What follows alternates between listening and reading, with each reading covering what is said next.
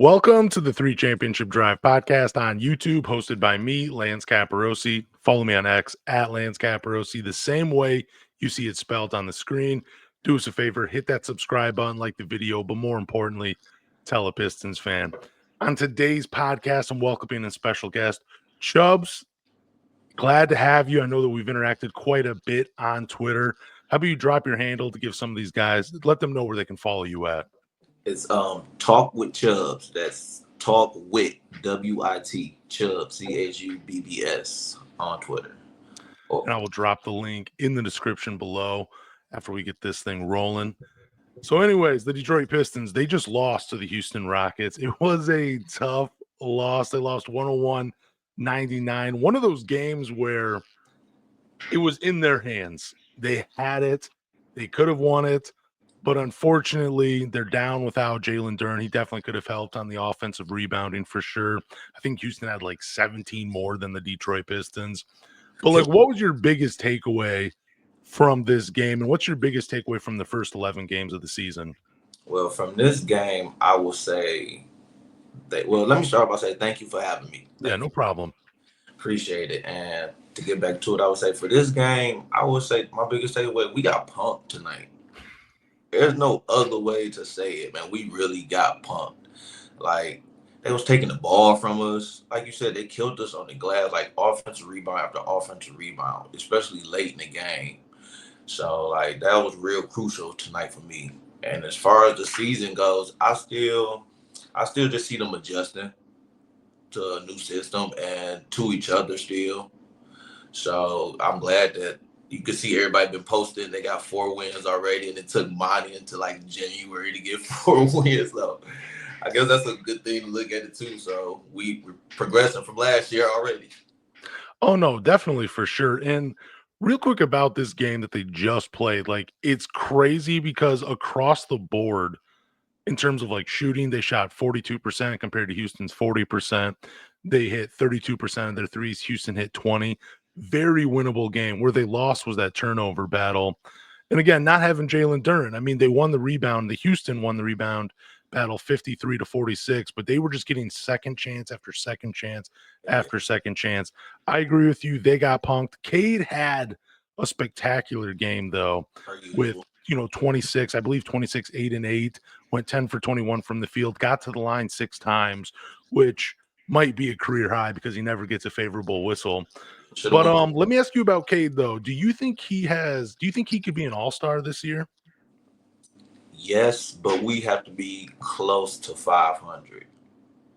I think we have to be close, like somewhere that fighting around, or like, like they're talking about the Pistons enough to like, oh, watch out about the Pistons, watch out about K. If he's getting talked about enough, I think he has a chance, even if we're not winning just yet, because he's putting up numbers, like 3 triple-doubles in a row.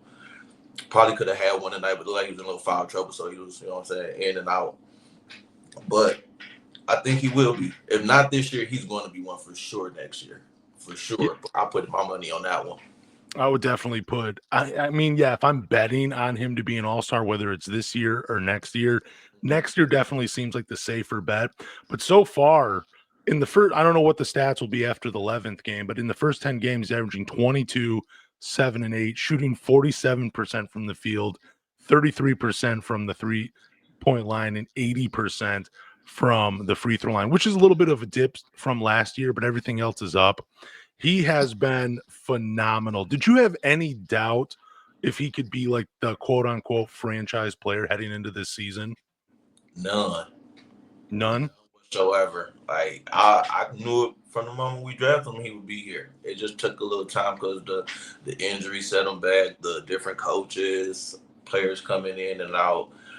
But if we can get some stability here with him here, I think we'll see it way more. But like starting this season, you're starting to see it, like he can be that guy. Yeah, I agree. For not this year, but there was like going into the offseason where I've compared him to Devin Booker, where I'm like, on a bad team, this dude's going to put up numbers. He's going to do it. Can he be a franchise player that without a question be the number one guy? And there, like I said, like there was a little doubt in my mind, but like right now, after the season he's had in the first 10, 11 games, he's just played phenomenally, and I think any Pistons fan watching him should be like, "You know what? The franchise is in good hands." Now it's just up to Trajan Langdon and the coaching staff, one, to surround him, and then to put him in the best positions for him to succeed, because he is, for all the love of Jaden Ivey, and there is a lot of love for Jaden Ivey, and there should be, but Cade is the motor. He is what moves this team. Would they go as far as he can take them? So I guess, like, my next question to you would be, so far, do you like how they've surrounded Cade Cunningham with the talent they have so far this season? Way better. They did a way better job as far as vets, 3-point shooting. I would say the mentality of the players as well. As you can see, the clip been going around of Malik Beasley after the game, hyping Cade up, and that I like to see that. Like, we really didn't see too much of that, I don't think, these last few years. So that's good to see. So, and you can see it on the court that whatever they doing off the court is sort of translating on the court, kind of, sort of. So I'm liking what they did surrounding Cade with those type of players, because you can see his game is flourishing a little bit better. Oh yeah. His assists are going up because he got players who's actually making shots for him now.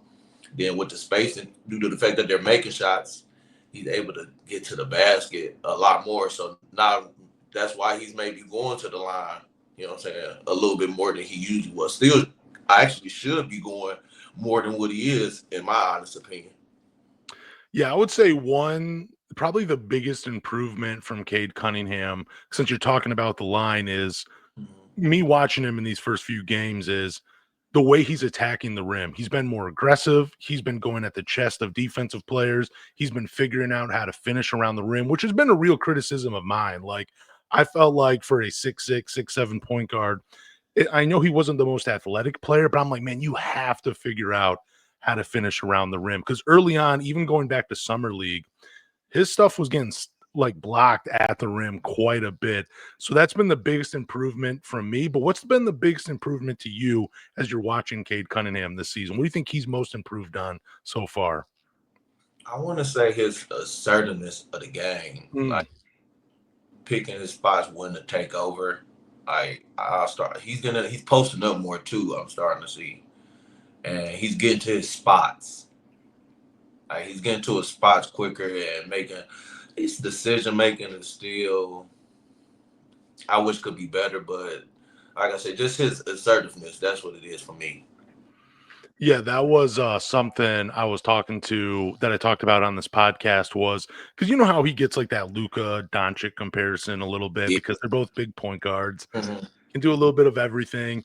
And I just thought, like, the difference between Cade and Luka, I mean, it's an impossible, like, it's a tough tier to get to if you're Cade Cunningham. Like, Luka is just, he's phenomenal, and he's phenomenal from his rookie year to this point. He's just been great.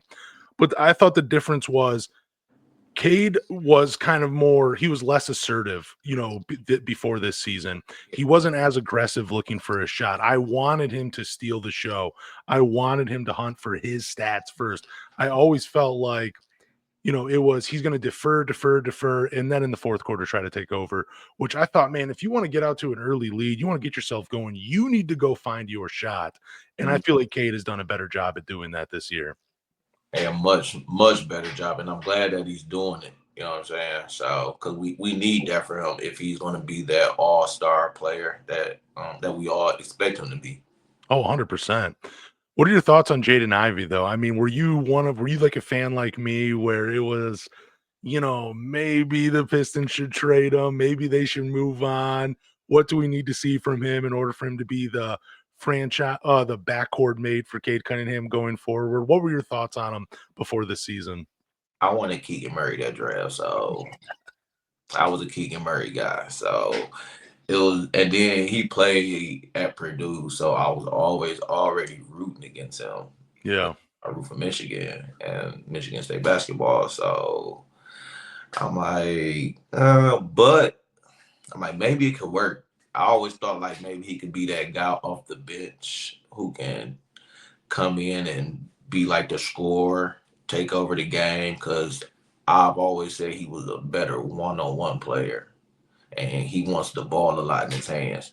As you can see, kind of happened tonight. He went to his old ways where it was hero Ivy instead of team player Ivy. Some say it's because he was hurt. That's why he only had 8 points in 34 minutes. But Mm. I don't know if you out there, you playing. And I don't want to hear no excuses about it if you out there. But this season has been a revelation. He's been way better than I thought he was gonna be. Because at the beginning of the season, like I was still saying, bring him off the bench, start Tim Hardaway, start Twin, and he showed me different. Honestly, he been. I want to say it's because of his three ball. Oh yeah, I Once agree with that. when your jump shot is falling like that, and defense has to respect it, he's able to use his quickness a lot better. He's been a little smarter with it too this year. He still makes some of them bonehead decisions, but he's been using it way better, like in a half court offense, picking the spots when to take off and get the layup or when to pass it. He's been real better with it this year, I should say. So Yeah, that's something I've noticed too. Like, I do agree with you. Have been some moments where he's trying to play hero ball, where he's trying to be the guy and like he'll take it like straight to the rim and you're like, dude, that's not a good play right there. I mean, I get it. You're probably the fastest guy on the court, and there's on any given moment you can get to your spot over anybody. Nobody can stay in front of you. mhm. I get that, but the hero ball, I'm glad we're seeing less of it than in years past. But I mean, his 3-point shot is incredible. It's 40%, 10, 11 Way games better, through the season. It's just amazing. And you are right, like his change of pace, how he's picking his spots, that's getting better. It feels like, not just the shot has improved, but like his basketball IQ has gone up too. And that's something that I've really appreciated him from offensively. Defensively, still a little bit left to be desired, but I mean, there's no perfect player. As long as he continues to play with effort, I'm going to be fine with it. But I mean, maybe there is a time where he goes, he comes off the bench for the Detroit Pistons. But for now, I'm glad the Pistons have decided to stick with him and just try to ride this thing out because I do think he's a good compliment to Cade Cunningham. Yeah, he is. He has been, I should say, this year. They've been a good 1-2 punch. And another thing I will say about his 3-point shot selection has been way better. Oh, yeah. I would say like last year he was just taking shots to take them. Sometimes I feel like, and I was like, that's not your shot. I and this year by him being more confident in his 3-point shot, he's taking more smarter shots. So that's another thing that, like you said, that goes with the IQ. So, but So, I'm Ron, glad they've been playing well this season together.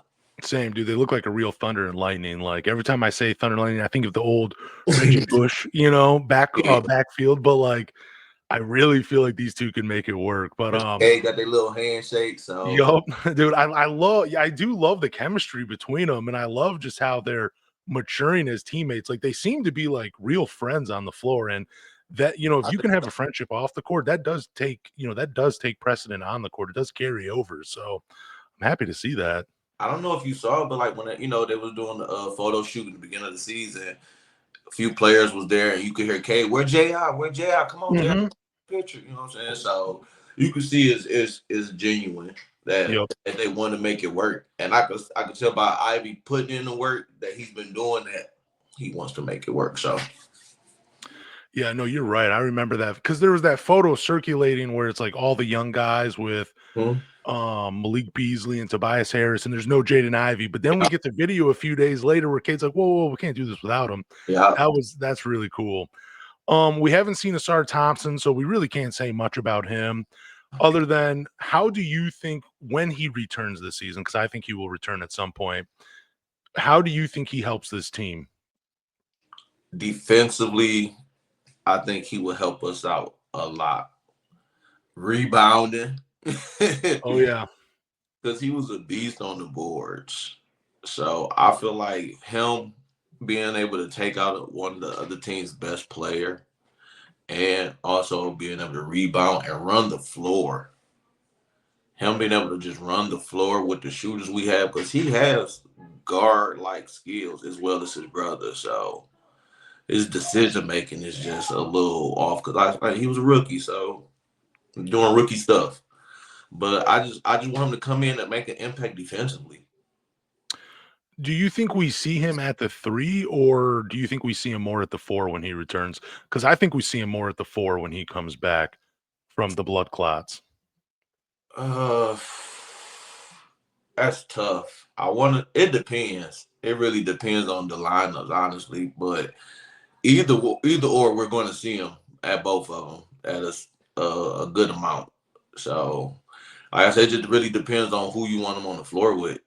So, I like him at the 3 because I feel like he can guard certain play. But if you got him at the 4, then I guess that's a mismatch for us. So, I actually, you know what? Let's play him at the 4.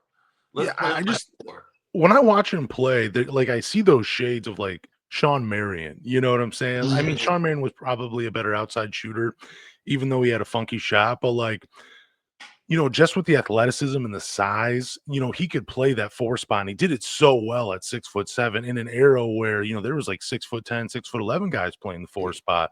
And today it's a smaller game, it's a faster paced game. I just see a SARS you know, position going forward in the NBA as a 4 because he does have good strength. He has a long wingspan. He has that defensive versatility. That's just the position I see for him going forward. But I don't mind him getting minutes at the 3. It's just I think 4, there's more of an advantage until he really develops a consistent 3-point shot. That's where I was going to go with it. Like, unless if he don't develop that jump shot, then hey, let's stick him at the 4 because he's going to be way more athletic than most 4s, and he can hold his own on the defensive end. But if that jump shot comes along, then we gonna have to slide him on the wing. Like I said, keep him at the 4 because that's just another pick and pop, pick and roll, another weapon. So Gives you more like of a lob threat, and you just yeah, don't have that it with too, because Duran anymore. very athletic. So yeah. Yep. Let's talk about Isaiah Stewart just for a second. His stats are down through the first 11 games. He's averaging 4.7 rebounds, 2 assists, shooting 48% from the field. Has not made, according to Basketball Reference, has not made a three-pointer this season. Really Last year, take he was taking 3.8. This year, he's taking zero point 0.4.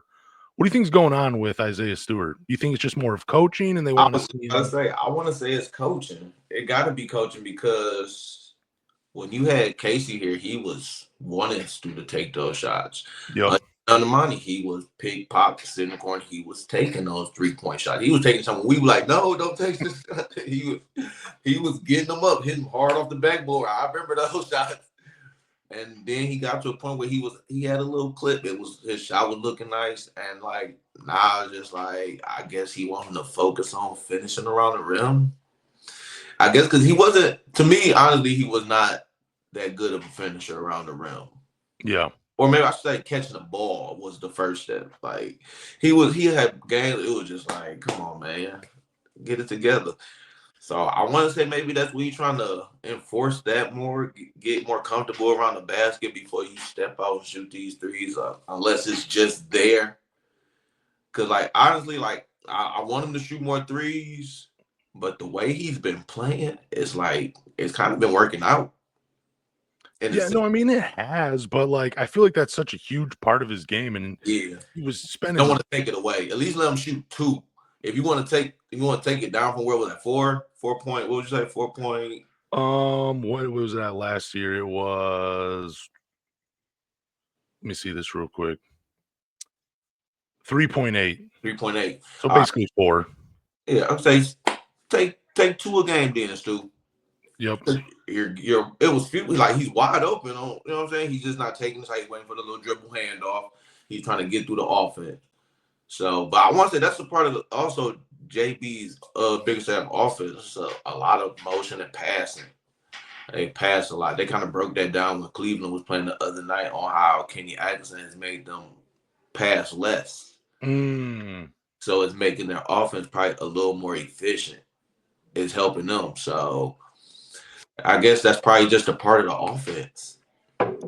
Yeah, but I mean, it just seems like such a weird part of his game to take away because Very weird. Because he's not. I mean, he does have a decent touch around the rim, but he's 6'8". Mhm. I mean, like he's already at a disadvantage. So it's just like it feels like if you could, take less rolls to the rim from him, you might open things up for Jaden Ivey or Cade Cunningham or someone else going downhill when they're attacking the rim. I just feel like the pick and pop that's been underutilized under JB Bickerstaff, and maybe it's something he wants to do going forward with the season, but I just think it's been largely a disappointment. Even though the Pistons have had more success under him, it's just something I want to see more from Isaiah Stewart because he spent a good portion of 2 Working on seasons it. learning how to shoot the 3 ball. Yeah. It's just That something. sound like Jason Hart. I want to say that was Jason Hart when he said, I think he was with the Lakers. He worked all summer, like shooting the threes, through shooting the 3 ball, and then when he got traded, and they said, "No, you're not shooting threes. You're gonna be a point guard or something like that." Like, and then not only that, like you said, you taking away from your other players when you not allowing Stu to spread the floor. You make obviously it's a disadvantage now because he's rolling every time mostly. So Yeah, you and you you already pointed to it. handicapping Cade and Jaden when he's in the game with them. Yeah, and you pointed to it earlier, like he has a hard time catching a ball. Like he has like stone hands. I don't I do not get that. Like he has a hard time catching a basketball. I don't know if it's like Taking just your something eye he's off not of it used or to. I don't know, man. It's been rough, but like there've been a few times where I'm watching where I'm like, dude, how did you not that's an easy 2 points, Isaiah. Come on, finish that play. Let's talk about the rookie though, Ron Holland. So drafted 5th overall, averaging 6 points, 3 rebounds, shooting 48% from the field, 15% from the 3-point line, 100% from the free throw line. He has how many free throws has he made this season? He's made 8 free throws. He's 8 for 8 on the season. He's 3 for 20 from the 3-point line. What are some things you love about his game? And what are some things you hate about his game? I love his motor, that was probably the number one thing coming out on him, his motor. Like he's active. Like I like the way he attacks the basket, like with a purpose. And that's why he is getting his free throws. So that's one thing I think he should play more. I think he should play a little more. I know he makes some bonehead decisions sometimes. Maybe like how they doing Stewart, holding Mm. 3-pointers. Do the same thing with him. If that's what they're doing, they should do the same exact thing with him. Tell him to focus on your downhill game or something else instead of trying to get off those threes. Because that's the only negative I would have about him. Honestly, is like some of the threes, like, mm-mm. Yeah, like, especially tonight where it seemed like the Houston Rockets were begging, just I mean, not even begging, daring him to shoot the 3. They were playing off of him, and it felt like he almost I mean, I'm glad he took the threes. Like, I don't want his confidence to be destroyed with defensive sagging off from him. I think Yeah. he hit one of them too. I mean, it looked like it could have been a 2 because I think his foot was on the line, but I think they gave him the 3-point. I'm glad he's taking them. I love his hustle. I love his energy. I love his motor. I love those things about him. He's definitely a little bit more raw as a player Yeah. than I thought he would be coming from the G League, especially averaging over 20 points per game. And I think 24 in the last 8. Like I thought he would be at least getting downhill, attacking the rim. I mean, they even used him as point guard last year for the Ignite. So I was kind of surprised that it seemed like his game needs a little bit more work. The one thing I will say about him, and this was my biggest pet peeve about Stanley Johnson, and I know Oh, fans not will Stanley. hate to hear that, but I love that he attacks the rim is he just doesn't dunk it, dude. I'm just surprised he doesn't try to dunk it. That was the thing I hated about Stanley Johnson's game is he was Big as he was, it's like yeah, dude, he wouldn't try to just go try to through dunk. guys. They He'd gonna always get try to finish with a eventually layup. something's gonna get out of your way. Yeah. But he was, bro, I would say that in summer league, he was trying to. He did have a few like kind of a. I'm trying to poster somebody kind of dunks. Yeah. So I don't know what it is now. He like you said, he do need to get back to it. Don't get more aggressive going to the basket. Because once you start doing that, they are either not going to jump or just make a business decision, which Kay should have did, and and get out the way. No, I'm just yeah, it's just the one thing, like, I've seen him tack, and then it just seems like he's going for a finger roll. I'm like, "Bro, you are 6'8".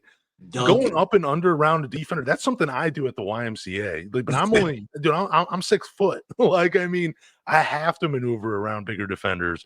You have the ability to go over people. I do like that he tries to take it at a defender's chest. I love that about him, Yeah. but it's just the finishing. That was something Jaylen Brown needed to work on coming into the NBA, and I feel like he figured it out. So there is hope for Ron Holland to figure it out as well, because I want him to really reach his potential. I just don't want him to be like an energy guy off the bench. I hope that him and Asar can start alongside Cade and Jaden Ivey at some point in their careers. That would be a lot of fun to see. I kind of wanted him and Ashar to be kind of how like Brooks and Eason was tonight, and Twin. Like Mm, Brooks he get on my nerves a lot. Like sometimes a lot of those was foul. Some of them like he pushed Beasley over. That was a clear foul, but they call out of bounds, so I take it. But either way, they were just pests. They were everywhere. Like on the one air ball when Easton got the offensive rebound falling out of bounds, and here come Brooks out of nowhere, pass everybody for the dunk. Like that's what I want to see with Holland and Twin, or with Ivy in that as well. Like I feel like those three, when they out there, we should have that. We should get that from them. Like scrambling everywhere on D. Like no one should be able to. It's like they switching everything. Like shot clock violations when them three is on the court. You know what I'm saying? So no, I agree. I agree. I would like dude, Terry Eason though, real quick, man. He had a good game against the Pistons. he He showed surprised he showed me, out man. a steal. He was a steal Yup. for the Rockets, man, because he was everywhere. Offensive rebounds, steals, saving the ball, dunks, pointing at the bench. I'm like, oh, come on. He's going too crazy. We had to stop it. And stuff like that is what helped teams win games. Like you see how they was all just live and going crazy. It was like, even though Greg Kelso said it's not over yet because it was 100-95 at that point, the Pistons still end up almost winning the game after all that. But still, just to see your team like, oh, all that, I'm ready for that to come back. Cause we used to have that. We used Yup. to so Yeah, they used to really embrace each other, and I feel like they're embracing he's so good though, like across the board. I'm looking at his numbers right now, just 11, 5, 1, almost 2 steals per game and a block, shooting 55% from the field and 40% from 3. He's a menace, man. I love Terry Eason's game. That's a guy that just he screams Detroit basketball to me. If there's a way to get him, that's a get guy I would love. get him. Like they would love him here. Like he'd be a beloved player here, like for life if he came here. Oh, big time, big time. Let's talk about Jalen Duren, though. He seems to be like the most polarizing player for the Detroit Pistons this season. Last year, he averaged 13 and 12 with 2 assists per game. This year, before the injury, he's averaging 8 and 10 with 2 assists per game, shooting 83% from the field on only 4 shots per game, which is just insane. Free throw percentage dipped from 79 to 57%. That's crazy. That kind of sucks because the one thing was just how much he improved from the free throw line. What do you make of Jalen Duren so far this season? Like I don't know what to make of Jalen during this season. Like ever since I don't know. Like what are you, Jalen? Are you just a rebounder? Are you Andre Drummond 2.0? Like what are you really bringing? Like because your defense is shot. Like right now you only taking 4 shots a game. Like if it's not a lob or a pass to you, like what are you doing for real? Like we not giving it to you in the post like that. I mean, sometimes you get post touches because you do have a nice touch. It's like I honestly want to say he may be underutilized Mm, because the pecking order we have. So it's like, especially with the vets we have now, so he's limited. And I feel like if you're limited like that, you have to bring something. Like you have to step your defense up. Like and like you said, with your free throws, you're going to get fouled. Like if anything, be a good free throw shooter, like you was last year for us. Take that back up. Like I just It was at a point where I was ready to like we can trade him because Mm. you see how they play sometimes when B Stu is in the game. Oh yeah. It's a huge difference, and I ain't gonna say huge, but a very noticeable difference. Like when the two is, but at the same time, he's still like young and raw still. So like, is he gonna develop a mid-range jumper to the point where it's a pick and pop and he can hit that? You gotta respect that now. Are they gonna let him do it? Because it was told that JB wasn't letting Evan Mobley shoot threes like that. I get that. I get that. I mean, I just think with Jalen Duren, I'm still on the fence whether I'm out on him or not. I lean more that I'm out on him just because if you're just going to be a rim rolling big that finishes around the rim and you're a lob threat, you could have drafted Donovan Cleon at number 5, you know?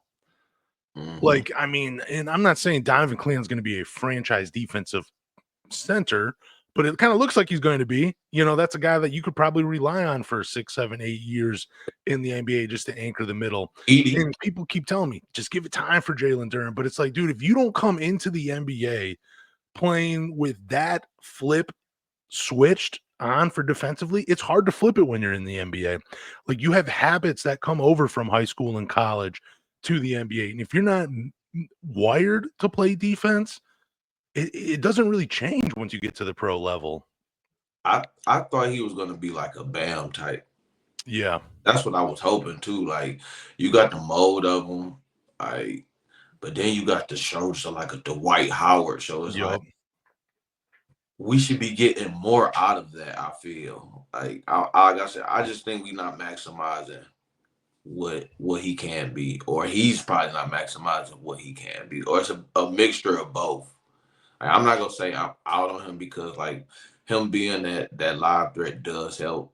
You know what I'm saying? K having somebody to live it to when they driving, it does help because it's a pick and poison type thing. That's how I feel like K was able to get some of those layups that he's been getting high off the glass, going left and right. But like you said, if you gonna be just like a rebounder or something, I need like 18, 18 rebounds from you then. I need those 15 to 18 rebound games. I need the Ben Wallace rebounding row to come back. That's how much of a rebounder you should be for us. Or something. Like we need something from him. But I'm not like because I'm not one of the people like, oh, just keep giving them time, keep giving them time. But at the same time, I'm like, we can give them a little time because of where we are as a franchise right now. Yeah, that part's true. And I do want to be fair to him. He is averaging a block per game this season. Don't know how much better he makes it defensively. He's definitely there have been some moments where he plays with more effort defensively. Like he forced Miles Turner in the Indiana game out of bounds, and I was really impressed with that play. But then, like in the second half, he was just like it was like watching a completely different player. And I don't know if it's because does he need a dunk to get energized? Does he need something ran for him? What is it? You know, and I just want to see him play with more consistent effort game in and game out. And then the offense will come. Like there's going to be guys that want to reward you. Then JB Bickerstaff, like, yeah, we got to draw something up for Jalen Duren because he is killing it defensively. He's anchoring that paint, but it just feels like some of these games could have been wins for the Detroit Pistons if they had a guy in the middle that Mhm. was like, you know what, I'm going to take the responsibility to stop the other team. And Jalen Duren just doesn't give you that yet. Like they're not afraid to go at him. Yeah. Like no player is if Jalen Duren's in the game, players are not afraid to attack him. Like he don't get dunked on or anything like that. And they just like not afraid to attack him because they know 9 times out of 10 he's either not gonna block the shot or even mess with your shot or anything, alter it, I should say. Yeah, he may not even be in position to make a play on the Yeah, ball like sometimes I feel sometimes. like sometimes he is just out there. Like it's like what do you who are you guarding? Like what are you doing? Like, like come on, we need something from you. Like you too big to not be more than what you are. And even Rasheed Wallace was speaking on you. So and then Mm, if he's speaking on you highly, how he was, because he coached you. He was with you for some time at Memphis. So he obviously seen something that we haven't seen or aren't seeing. So let's see what Rasheed's been talking about. He said he got the touch, and they keep showing clips of him shooting threes and all this other stuff. him is in the summertime playing 1-on-1. If he can do that, utilize it. Yep. We'll see going forward. We will see with Jalen Duren. I mean, at this point, I'm just kind of even when he comes back from injury, it kind of seems like you just might need to give the minutes to Isaiah Stewart and Paul Reed. Like really just ride those two guys if this season is about winning games, so we'll see. So let's talk about just the veterans for a quick second. Tim Hardaway Jr. struggled in the preseason, but he has been playing really lights out, in my opinion. He's looked great.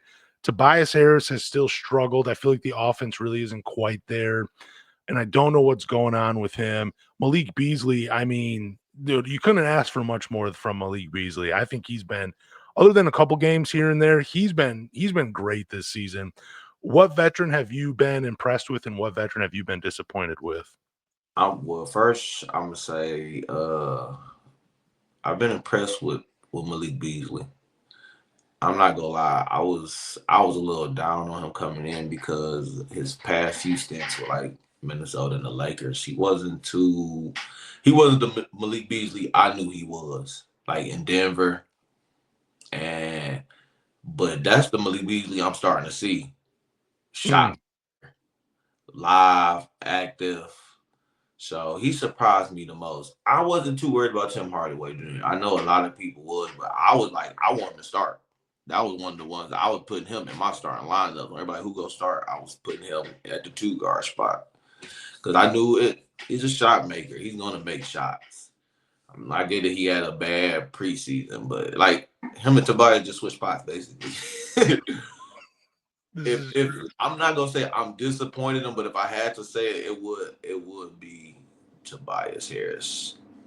He's as consistent as he has been in his career. This is probably the least consistent I've ever seen him play. Like I feel like he was a walking 15 to 17 points on any given night, and we just haven't really seen that too much. I don't know if he getting too many post touches, which I kind of don't mind them because you need a player who can just get you 2 points quick and easy when you posting up. It's just the fadeaway post that he do that drives me crazy. You back him all the way down, you get to the middle and you fade and like, why? You're 6'10". Just go over him. Like, yep. get some touches, shoot it over him or something. Like, but yeah, I can't even say I've been disappointed in some of his play because off the court I feel like even on the court he's been a leader. You know what I'm saying? He's helped get what we got going forward now. So that's been the best thing about all three of the vets. Like they're engaged. They want to help change. They know the situation and they want to help change this around compared to the vets we had, you know what I'm saying, last year who was going for theirs. Yep. Like, yeah, these vets they not here to shine. They're playing their roles actually. Playing their roles fine. It's just Tobias he's been the most inconsistent, I should say. Yeah, I think the thing with Tobias is he's not really like a catch and shoot player. Like I feel like he's more of a player like you have to design things for him. And I feel like JB Bickerstaff has been still trying to figure out how to feed some of these guys. But if, in my opinion, I would really like to see Tobias really get some more minutes with the second unit and kind of be the guy. The only problem is the second unit doesn't have a point guard. So either you have Cade or Jaden Ivey out there at all times. So, and when those guys are on the floor, they got to be fed. They got to have the ball in their hands. Things have to go through them. I feel like if there was actually like a veteran point guard in the second unit that was more of like a Monte Morris or someone like that, Yeah. they could really do some damage with Tobias Harris in the second unit. I'm not saying bring Tobias Harris off the bench. I'm just saying get him more run with the second unit Or to where, get bench players where he can yeah, touches where it. he could have like the offense ran through him a little bit. Even though he's struggling, I just think that's a good way for him to find his shot and start hitting things, with just to be able to feed him a little bit more and put him in positions, maybe not like every 3 or 4 plays. All right, we're going to run something for Tobias. We're going to try to get him a post touch, or we're going to try to get him a shot. I just feel like there needs to be a couple of like, you know what, for the next 3 plays, we're going through Tobias Harris, and then he'll find his offense. But Malik Beasley, dude, he's the guy that didn't. It was so funny talking about him in the offseason because there were so many Pistons fans were like, dude, you're not bringing in Malik Beasley to start games. He's not going to be that big of a piece for us. And it's like, dude, he was a starting guard on a contending team. You know what I'm saying? And maybe that's just by default, but 12 points per game off the bench, shooting. He's only shooting 33% from the 3-point line, but he's not playing with a Giannis anymore, and he's still shooting 8 threes a game, still taking 11 shots. He's doing it in 26 minutes. Like, I feel like he came in here, found his role, and he has been succeeding in it. And Tim Hardaway Jr., dude, I mean, this was a guy that was averaging like 18 a game in like the first 30 something games for the Dallas Mavericks last year. Like, That's why I wasn't worried. Like he can yeah, get his. no, I agree with you. I wasn't worried about him either. Like, I had people reaching out to me and being like, dude, Tobias Harris is done. Like, this guy is cooked. He's not playing good minutes. You might see a game here or there, but he needs just to ride the bench in Detroit. I'm like, no, I believe in this guy. He's only 32 years old. He was playing significant minutes last year for the Mavericks off the bench. This is a shot maker. You just don't learn how to shoot. He's not Joe Harris coming to Detroit. It's Tim Hardaway Jr. I was a fan, and I'm glad he's playing well. Shut a lot of people up. Yeah, we need that from him. Like it is well needed, and for him too. Like, cause I know his Mhm. confidence probably was shot last year. You go from averaging 18, starting playing with others, coming off the bench, and then to like not playing, like out the rotation, coming in the fourth, trying to spark us because we're down a few, hit a couple of shots now. So probably why JB has been starting them. Get that confidence going for him because he know he can hit shots for us, and he hit some timely for it. That's another thing. The vets actually got us back in the game tonight. If we want to be quite frank, Beasley hit some timely threes. Tim Hardaway hit a three, got an and one late. Hell, Tobias even cut the lead to what? When it was 100-95, he hit that big step back three when K got his shot blocked and the Stu tipped it to him. So, and even Tobias got the late rebound to even Yep. get the free throws, even though he jacked them. It was our vets, you know what I'm saying, who kind of helped us get back in the game and almost win it. So hats off to the vets that we signed this year. That's a salute to Trajan and his staff and JB getting those vets in here. Yeah, and I mean, again, I just want to say Malik Beasley, even though he's not like a lockdown defender, he plays with effort defensively. Like, he Yeah. brings it. He's never going to shut anybody down, but he definitely brings it every single night for the Detroit Pistons. Like I said, I'm a huge fan of him. And last year, for in the first 34 games for Tim Hardaway Jr., he averaged 17.3 points per game, 4 rebounds, 2 assists, shooting 41% from the field, 35% from three. Just for people, just in case they are like, he didn't average 18 points per game. We're just talking about the first 34 games for the Mavericks. Last year, he averaged 14 per game. And right now, he's actually shooting 48% from three on like 6 attempts per game. It's incredible what he's Yeah, doing. I'll take that, man. I would Yep. take that. So in the first 20 games, I thought the Pistons would have 6 wins. They're at 4 right now with 9 more to go. How many more wins do you think they get in the next 9 games? I'm going in the 4 to 5 range. Mm. All right. So they got Miami, Milwaukee, Toronto, Washington, Chicago, Charlotte, Orlando, Toronto again. I think Memphis. Those would be the next 9 right there. Yeah, I think you're right. I think 4 is possible. I mean, Washington, Toronto's a winnable game without Scotty Barnes being there. Chicago depends on if they have Zach LaVine. Well, it really doesn't matter if they have Zach LaVine. I mean, they lost last year when he scored like 50 points for them. Yeah. Charlotte, that can be it's a toss up for I think them. I mean, Miami's the winnable game. which one? Miami, the way they've been playing lately. Oh yeah, dude, and they have Jimmy Butler's out.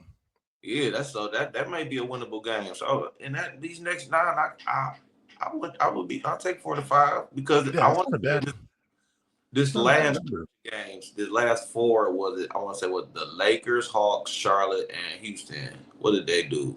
2-2. I think so. I So think so. and that's how I called it too. I said they would go 2-2. So I'm gonna go 4 and 5 out of these next 9. See how I hit it on this one. Oh, well, let's hope. Fingers crossed. So, real quick before we end this, we've been talking for about 45 minutes. where do you see the Pistons finishing for the season? Give me a win total and where they finish in the Eastern Conference. Total. All right. How about I say instead of a total, I say they'll be fighting. Okay. Yeah, They'll that's be fine. fighting. They'll be there. Cause right now the East is weak. Yes, it is. And that is the only reason why I was sitting here and say they have a fighting chance. I'll give you a good 22 to 34 range. For wins. Yeah. Yeah, I was at like 20. I want to say I was at like 22 to 25 for the season. I'm probably there's a part of me that wants to say like 32, but I don't want to go that high I again. So didn't I would either, but probably say I'm close to 25 for the season. okay. That's where I was at the beginning, but I'm looking at how they're playing now, Yeah, and we don't know if moves will be made. true. So I'm going to still, since I'm saying it now, right here, just in case people hearing it, I'm going to stick with the 22 on the low end, with the 34 being the best outcome that it can be. Yeah, I'm going to say 25 is where I'm at. And I would say give me like a range of like 23 to 27 wins for the season. Like I think that's very doable for the way they're playing. I think 23 might be a disappointment. I think 25 is something you can be happy with. In 27, you're like, okay, cool. I'm excited about what's coming next season. Yeah, I can So take. what's that? I say, yeah, I can take that because it kind of reminds me of the year before we got Cade. How Mm, excited. That's why I try to remind people. That's why we was excited when we got Cade, because of how that team played under Dwayne Casey with Sadiq Bey and Stu when we got them that for. They played hard that year, even though we sucked.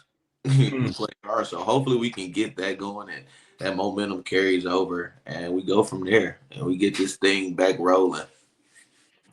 Would you want to finish top 4 in the Eastern Conference or have a top 4 NBA draft pick this year? Finish top 4 in the Eastern Conference. Okay. Okay. I will most definitely rather finish top 4 in the Eastern Conference because that means we're on to something. We don't need Yeah, more pick in the draft if we're on to something from there. I mean, teams fall off quick, but we got enough young talent. Like accumulating a lot of young talent. it can hurt you.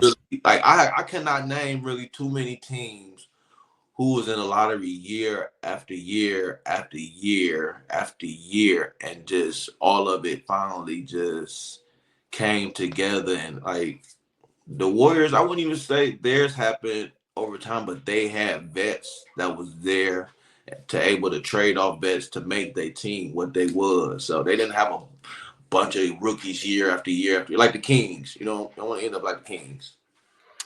Yeah, I could see that, but it's just this draft class is so good. The I best. know. But then it's like you get one, then you got to push somebody out because it's always the money thing too. Because you Yep, this is true.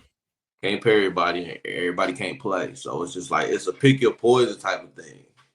No, you're right. You're right. I mean, I want to see them continue to succeed, but also at the same time, I'm like, damn, you know what I'm saying? If you get one of these top guys, and like maybe, maybe you get another 5 or something like that where It is they can tough. replace Duran. I don't know. They looking good as advertised too. So that's Yep. another thing why I was like, can we add one more to this? Like I give it. I say this by half of the season. I decide like, oh, I'll probably flip flop on that top 4 pick and top 4 in the Eastern Conference. So Dude, I mean, yeah, we'll see. We'll see. A few more games, we'll be able to tell, like, okay, where are we going with all of yeah, this? we will. But dude, I want to thank you for coming on. I'm definitely going to have you on in the future. I totally Okay, man. appreciate it, Chubbs. Again, man. Thank you again, man. Big Yeah, pick. absolutely. Thank you guys for well, before I get into the outro, I just want to say I will have Chubb's Twitter handle in the description on YouTube and on Spotify and Apple. So in case you want to give him a follow, you'll be able to find it all right there in the description. But thank you guys for listening to the 3 Championship Drive podcast. Do us a favor, go to Apple, Spotify, or wherever you listen to podcasts and hit the follow button. After you hit the follow button, rate with 5 stars. Leave a review by telling us why you became a Pistons fan. I want to bring this one back out and just tell me why you guys became a Pistons fan. Best story, read it on the podcast. But more importantly, tell a Pistons fan.